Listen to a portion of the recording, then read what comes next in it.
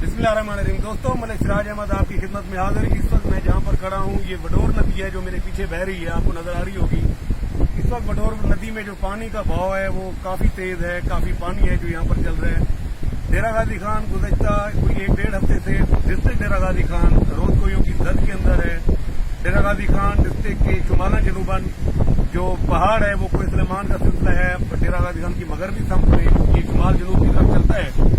तो यहाँ पर शुरू से बारिशें होती हैं और इन बारिशों से जो पहाड़ी नदी नाले हैं जिनको हिल टॉरेंट या रोज़कोई कहा जाता है वो आते हैं। तो इसमें असल जो चीज है वो ये है कि 1872 के अंदर अंग्रेजों ने यहाँ पर रोज़कोई आबाशी कानून बनाया था। उस कानून के तहत अंग्रेजों ने एक चीज की थी, वो ये था कि जितने इसके रिवायती दर्रे थे जहाँ से ये पानी आता था उस पानी को उन्होंने बाकायदा चैनलाइज किया हुआ था।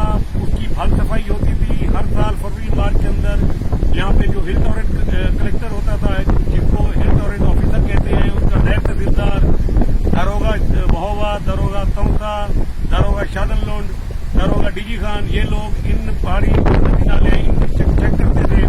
फरवरी मार्च में जहाँ जहाँ पर नाजायज तजावजात होती उसको खत्म करते थे। पानी की कुदरती गुजरगाह को क्लियर करते थे। जहाँ पर कोई पानी को जो है ना अपनी तरफ मोड़ने के लिए कोई बंद बांधता था उसके खिलाफ कानूनी कार्रवाई होती थी। तो बारिशें आती थी और आराम से पानी इन रोज़कोइयों का पानी आराम से थ्रू आउट हो जाता था और किसी आबादी को नुकसान नहीं पहुंचाता था। लेकिन जब से पाकिस्तान बना यहाँ पर इंतजामी बद इंतजामी आप देख लें, सियासी इन्फ्लुएंस देख लें आप, हुआ ये कि आपने रोज़कोई के जो रिवायती रास्ते थे उन रास्तों को आपने बंद कर दिया, सड़कें बना दी, आपने बंद बनाए, आपने वहां पर तामीरात कर दी, वहां पर लोगों ने अपने घर बना लिए। यहाँ पर किसी ने चेक एंड बैलेंस नहीं था इसका, किसी ने इस्लामी तौर पर इसको चेक नहीं किया। नतीजातन ये हुआ, बल्कि कॉलोनियां तक बन गई यहाँ पर।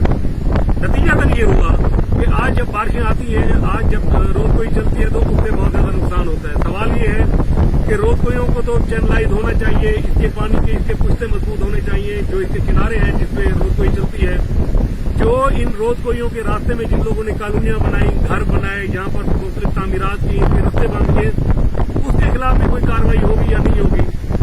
आज इस रोज़कोइयों से पूरा कौसा खासतौर पर कौसा बहुत ज्यादा इफेक्ट हुआ है। मंगरूटा, बस्ती बुजदार और सोकड़, यानी उसकी बहोवा बहुत सारे इलाके ऐसे थे जो मुकम्मल तौर पर दरियाम आ गए, बस्तियां डूब गई।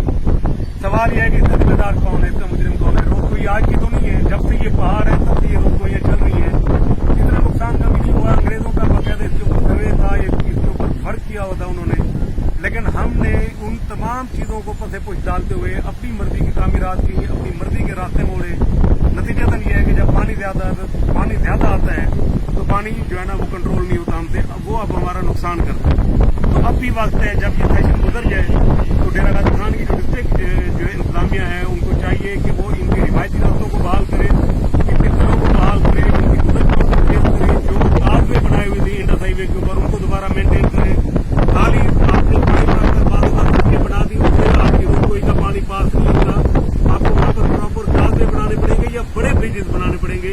अगर आप पानी को तंग रास्ता देंगे तो यकीनन वो इससे नुकसान करेगा, आपकी शहरी आबादियों को नुकसान पहुंचाएगा। इस वक्त पानी डीजी खान कैनाल, कच्ची कैनाल से जो है ना आ चुके हैं और उससे भी शायद कहीं ना कहीं डेरा गाजी खान को खतरा हो सकता है। तो मेरी अरबाब इख्तियार से, पंजाब हुकूमत से और खासतौर पर डेरा गाजी खान की इंतजामिया उनसे रिक्वेस्ट ये है कि खुदा के लिए आप इस जो बुरे हालात हैं, हंगामी हालात हैं, इनको करने के बाद आप रोज़कोइयों के जो प्रॉपर रास्ते हैं उनको बहाल करें, नाजायज तामीरात खत्म करें, इसके रस्तों को क्लियर करें, मेन इंडस हाईवे पर काजवे बनाएं ताकि पानी आराम से हो सके और मकामी आबादियों को नुकसान